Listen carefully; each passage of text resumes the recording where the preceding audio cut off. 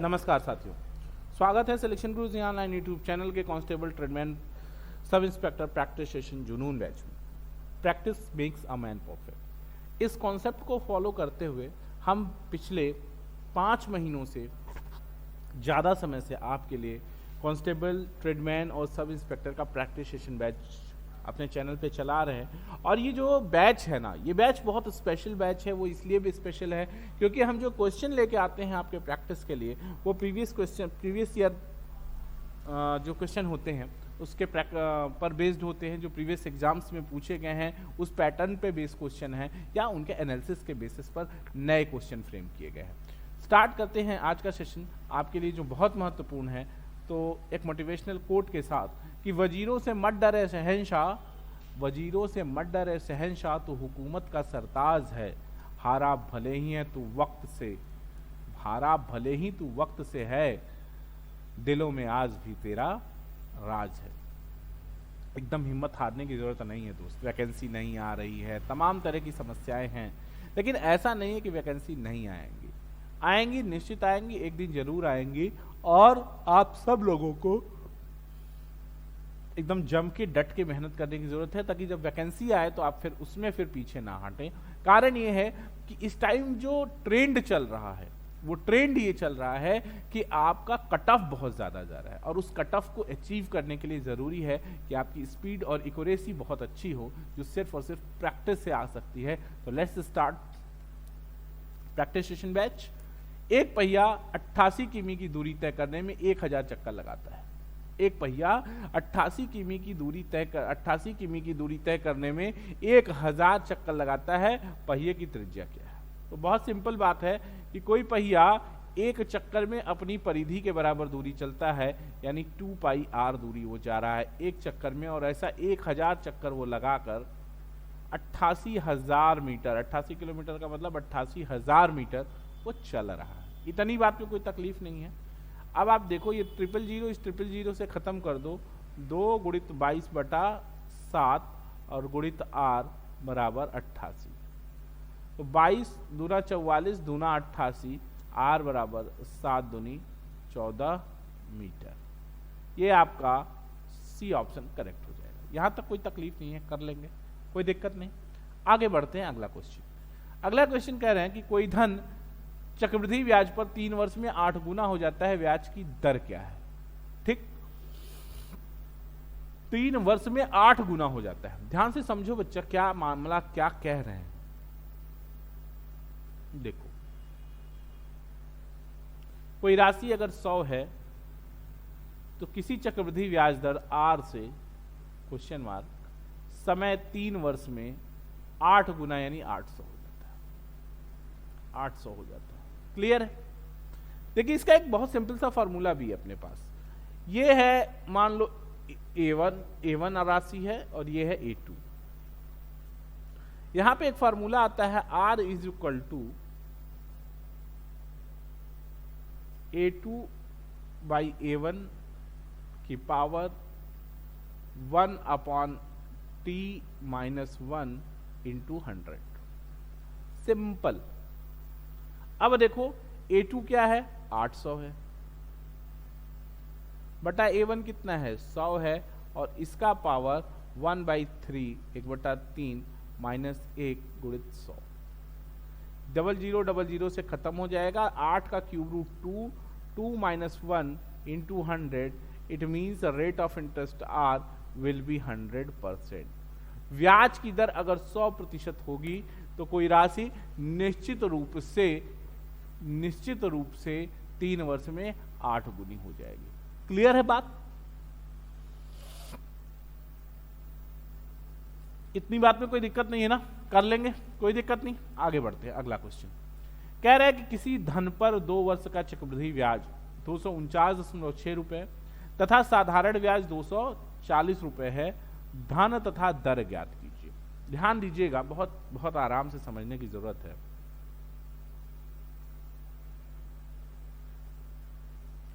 आप थोड़ा सा दिमाग लगाओ कि 2 साल का साधारण ब्याज SI कितना है? 40, और साधारण ब्याज प्रत्येक साल बराबर होता है, तो एक साल का साधारण ब्याज दोस्त कितना हो जाएगा? एक साल का साधारण ब्याज हो जाएगा 120। कितना हो जाएगा? 120। बस बस बस 120। अब बहुत ध्यान से समझो बच्चे, 2 साल का चक्रवृद्धि ब्याज, कंपाउंड इंटरेस्ट जो 2 साल का है वो 249.60 है, और इस 249.60 में क्या क्या है? 3 चीजें। क्या? पहले तो जो मूलधन है वो है, फिर उसके बाद 120 रुपए का ब्याज एक बार, 120 रुपए का ब्याज एक बार, नहीं दिख रहा होगा, ठीक, विजिबिलिटी नहीं होगी, राइट, अभी क्लियर कर देता हूं।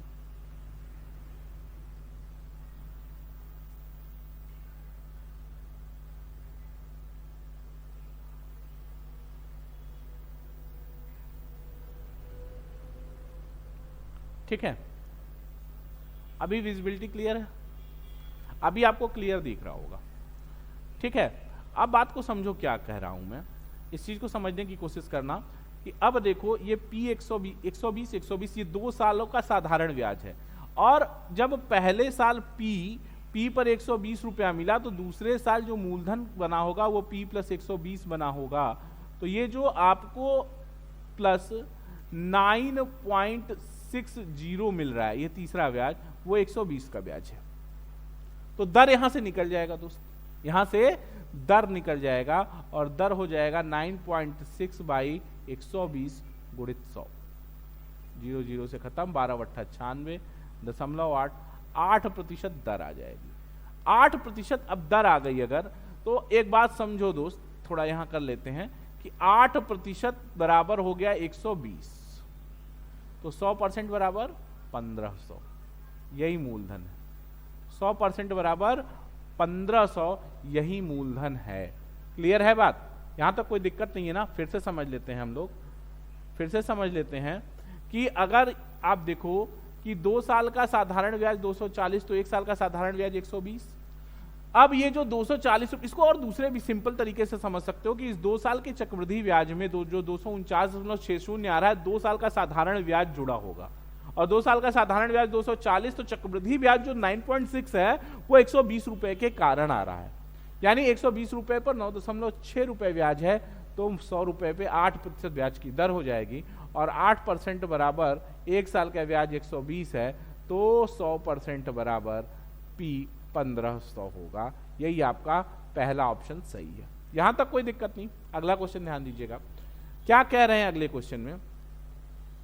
अगला क्वेश्चन ध्यान देने की कोशिश करिएगा, मैं आपको थोड़ा सा इसका बढ़ा दूं। कह रहे हैं 5% वार्षिक साधारण ब्याज से 600 रुपए लगाए जाते हैं, तो धन कितने समय में दोगुना हो जाएगा? धन कितने समय में दोगुना हो जाएगा? सीधा भैया 600 रुपए से तो मतलब ही नहीं है। अगर 5% से आप निवेशित करते हैं, यानी 100 रुपए पे हर साल कितना रुपया मिलता है? 5 रुपया। 5% का तो यही मतलब, पर 100 5 रुपीज। अब ये दोगुना हो जाएगा, दोगुना होने का मतलब ये 5 रुपया 100 रुपया बन जाएगा, तो कितना रुपया? 20 से गुणा किया, तो यहां समय भी कितना लगेगा? 20 साल। 20 वर्षों में 5% की दर से कोई राशि दोगुनी हो जाएगी, चाहे वो राशि 600 हो चाहे 6000। सिंपल बात, ठीक ना? अगला सवाल कह रहे हैं यदि किसी धनराशि पर 5% वार्षिक ब्याज की दर से 3 वर्ष के चक्रवृद्धि ब्याज तथा साधारण ब्याज का अंतर 15.25 रुपया है, तो धनराशि क्या है? बहुत सिंपल सवाल, समझने की कोशिश करना दोस्त, क्या कह रहे हैं और क्या करना है आपको। बहुत सिंपल सवाल, ध्यान दीजिएगा, समझने की कोशिश करिए क्या कह रहे हैं आपसे। 3 साल पहले तो आप देखो, रेट ऑफ इंटरेस्ट अगर आपको पता है तो आप चक्रवृद्धि ब्याज के सवाल में राजा है। 5% बराबर 1/20, और 3 साल का मामला है, तो 20 का क्यूब कितना हो जाएगा? 8000 फॉर 3 ईयर। अब 8000 रुपए का 1/20 400, फिर 1/20 20, और फिर 1/20 1। ठीक है, क्या कह रहे हैं? 3 साल के साधारण ब्याज और चक्रवृद्धि ब्याज का अंतर। तो देखो 3 साल के लिए चक्रवृद्धि ब्याज के लिए हम क्या करते हैं, 3 3 1 से गुणा करते हैं। अगर साधारण ब्याज और चक्रवृद्धि ब्याज का अंतर चाहिए तो ये वाला टर्म 0 कर लेना है, 3 और 1 से मल्टीप्लाई कर देना है। क्यों? क्योंकि यही साधारण ब्याज का टर्म है, 3 और 1, यानी 60 प्लस 1 बराबर 61, यानी 61 बराबर आपको दे रहे हैं 15.25। तो पूछ रहे हैं कि मूलधन 8000 क्या होगा, तो 8000 बराबर 15.25 बटा 61 गुणित 8000। ठीक है, काटेंगे इसको तो ये कट जाएगा आपसे 25 बार, 25 का 25, 25 का 150, 25 बार यानी 2.5 बार, 25 हुआ, 25 अट्ठा 200, ये काटेंगे आप, एक अंक दशमलव लग जाएगा 800 और 25 अट्ठा 200, 8000 है ना। ठीक है, तो कितनी बार कटेगा, नहीं 0.25 टाइम कटेगा, सही है।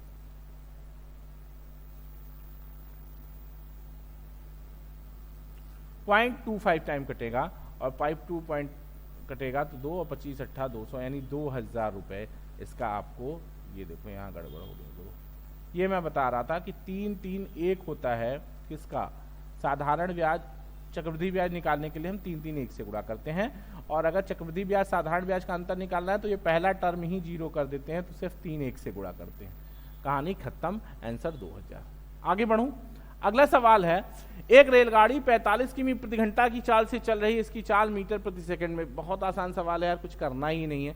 45 गुणित 5/18, 45 गुणित 5/18, 9 दूनी 18, 9 पचे 45, 9 पचे 45, और ये हो गया 12.5 km ph। ठीक, ये 12.5 आपका आंसर हो जाएगा। अगला सवाल ध्यान दीजिएगा, अगला सवाल कह रहे हैं कि एक बाजार में व्यक्तियों की औसत रविवार के दिन 510 और सप्ताह के बाकी दिनों में 240 है। रविवार से शुरू होने वाले 30 दिनों के माह में प्रतिदिन कितने व्यक्ति औसत होगी, व्यक्ति की औसत क्या होगी। कहने का सवाल का मतलब समझिए कि एक बाजार में व्यक्तियों की औसत रविवार के दिन 510 और सप्ताह के बाकी दिनों 240 है। सवाल थोड़ा सा छूट गया हमको लगता है, तो मैं आपको एक्सप्लेन कर दे रहा हूं कि एक बाजार में प्रत्येक रविवार 510 लोग आते हैं औसतन, और शेष दिन 240 लोग आते हैं औसतन। तो बाजार में 30 दिनों में कितने लोग प्रतिदिन आए, औसतन कितने लोग आए, जबकि माह रविवार से शुरू। अगर महीना रविवार से शुरू हो रहा है दोस्त, तो संडे को कितना संडे पड़ेगा महीने में, 5 तो 5 संडे गुणित 510 बराबर 2550, और रेस्ट 25 दिन आते हैं 240 लोग, यही मामला है। तो अब ये कितना हो जाएगा, 25 600, ये हो जाएगा 6000।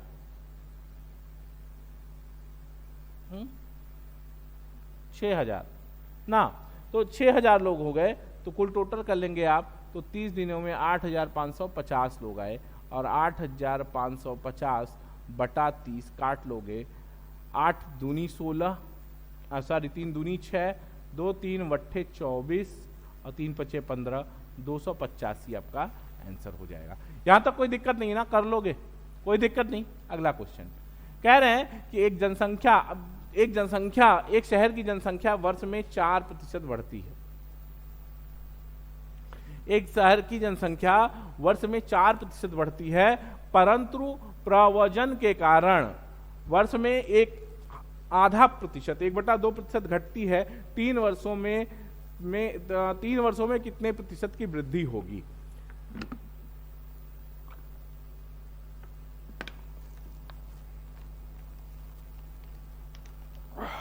ध्यान दीजिएगा, 3 वर्षों में कितने प्रतिशत। बहुत सिंपल बात समझने की कोशिश करना दोस्त।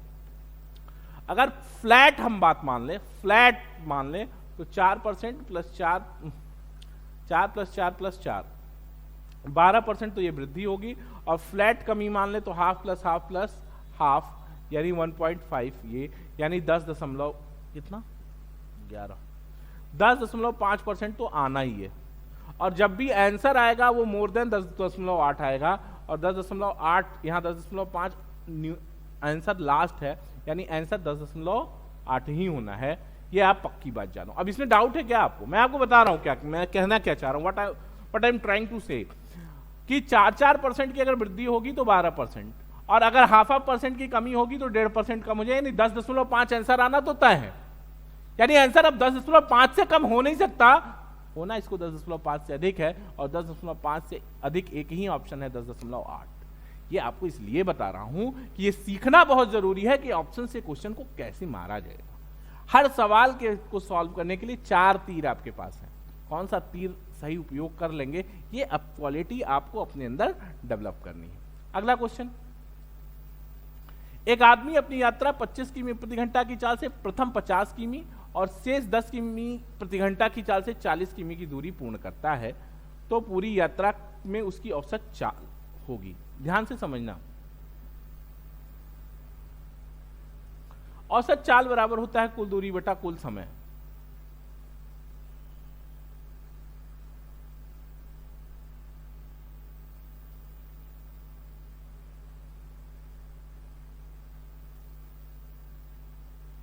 दूरी कितनी है? 50 किमी की एक दूरी और 40 किमी की एक दूरी, यानी कुल 90 किमी। और चाल क्या है? समय कितना लगेगा? समय बराबर होगा 25 किमी प्रति घंटा की चाल से अगर 50 किलोमीटर जा रहा है तो 2 घंटा ये, और प्लस 10 किमी प्रति घंटा की चाल से अगर 40 किमी जाता है तो 4 घंटा ये, यानी 90/6, यानी औसत चाल 15 kmph। ये आपका आंसर होगा, ऑप्शन ए करेक्ट होगा। अगला क्वेश्चन ध्यान देना दोस्त, अगला क्वेश्चन कह रहे हैं कि एक धनराशि का किसी ब्याज की दर से 4 वर्ष का साधारण ब्याज 200 है तथा उसी दर से 2 वर्ष का चक्रवृद्धि ब्याज 52.5 रुपए है, धनराशि ज्ञात कीजिए। सिंपल सवाल है यार, कोई दिक्कत ही नहीं है।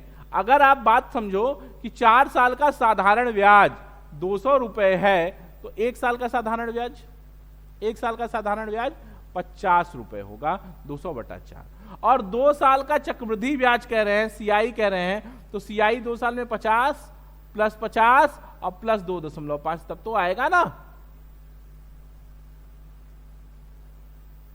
हाँ 1 मिनट, 2 वर्ष का चक्रवृद्धि ब्याज ना, तो एक बार मूलधन पे ब्याज, फिर एक बार मूलधन पर ब्याज 50 और प्लस ये,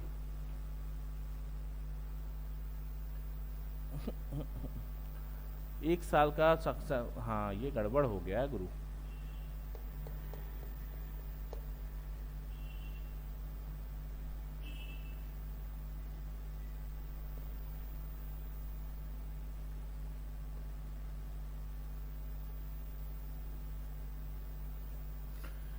एक धनराशि का किसी ब्याज की दर से 4 वर्ष का साधारण ब्याज 200 रुपए है, कोई बात नहीं, ठीक है।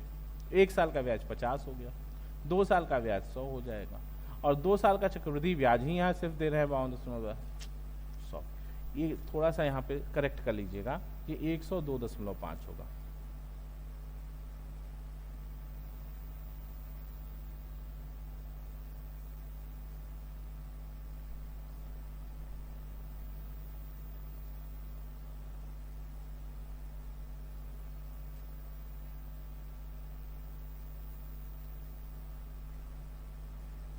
₹102.5 है, ठीक है भाई। 4 वर्ष का साधारण ब्याज अगर 200 है तो 1 साल का साधारण ब्याज कितना होगा बताओ? 50 होगा ना, 50 का 100, और 2 साल का जो चक्रवृद्धि ब्याज है वो 50 प्लस 50 और ये 2 साल।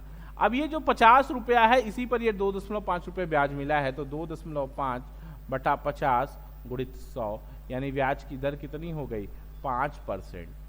ठीक, राशि ज्ञात करनी है तो यही 5% बराबर है कितने के? यही 5% बराबर होगा आपकी कितने के? 50 रुपए के, क्योंकि 1 साल का ब्याज यही है। तो 20 से गुणा करोगे तो 100% बराबर 5 दूनी 10, 1000। ये आपका ऑप्शन सी सही हो जाएगा, 1000 रुपए। क्लियर है इतनी बात? ठीक, आगे बढ़ते हैं। अगला सवाल कह रहा है कि 500 रुपए की एक साइकिल बेचने से किसी व्यक्ति को क्रय मूल्य का 1/3 के बराबर हानि होती है, यानी सीपी पर 1/3 की हानि है, तो व्यक्ति का प्रतिशत लाभ या हानि क्या? अरे 1/3 की हानि हो गई, यानी प्रतिशत में 33 से 1/3% की हानि हो गई। लाभ हानि तो क्रय मूल्य पर ही निकाला जाता है, सिंपल सवाल है यार। अगला सवाल कह रहे हैं कि एक व्यक्ति ने अपनी आय का 8% भोजन पर, एक व्यक्ति ने अपनी आय का 8% यानी एक्स का 8%, एक्स गुणित 92/100 और शेष का 20% यानी 80/100 खर्च करके 920 रुपये। तो उसकी आय क्या है? एक्स बराबर 920 गुणित 100 गुणित 100 बटा 92 गुणित 80, ये 920। 10 बार कटा और 10 वट्ठे 80 हो गया। इसको काटोगे तो 12.5 बार कटेगा और 100 से गुणा कर देगा तो 1250 हो जाएगा। यानी राशि कितनी थी? 1250 की। यहां तक कोई तकलीफ नहीं है। अगर कोई दिक्कत है तो कमेंट सेक्शन में जरूर बताइएगा। अगला सवाल है कि संपूर्ण पृथ्वी में भूमि से पानी का अनुपात 1:2 तथा उत्तरी गोलार्ध में अनुपात 2:3 है। दक्षिणी गोलार्ध में भूमि और पानी का अनुपात क्या होगा? ध्यान देना,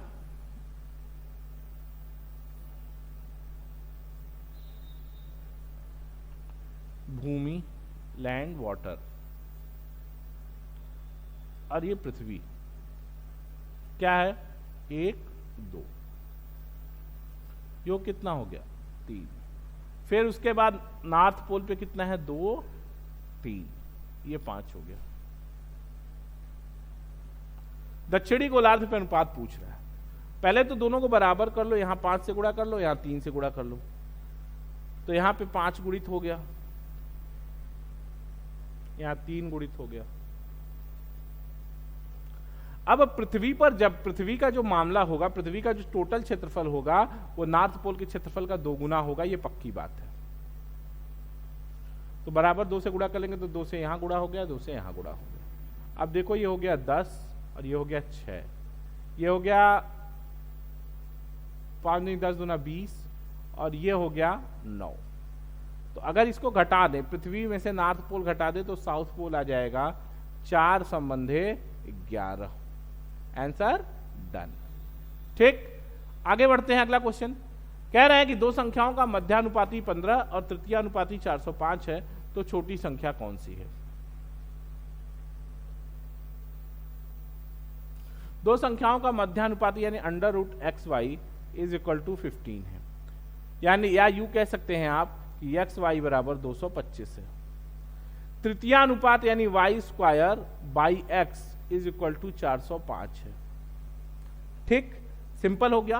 अब आपको कुछ नहीं करना है, इस 1 से ये 225 है और इस 2 से सॉल्व करना है। और आपको ये होमवर्क मैं छोड़ रहा हूं कि आप हमको सबसे छोटी संख्या का वैल्यू फाइंड आउट करके बताएंगे सिलेक्शन गुरुजी के प्रैक्टिस सेशन जुनून बैच में। आज इतना ही, कल फिर मुलाकात होगी इसी चैनल पर इसी समय कुछ और बेहतरीन सवालों के प्रैक्टिस सेशन के साथ जुनून बैच में। देखते रहिए सिलेक्शन गुरुजी ऑनलाइन। जय हिंद, जय भारत।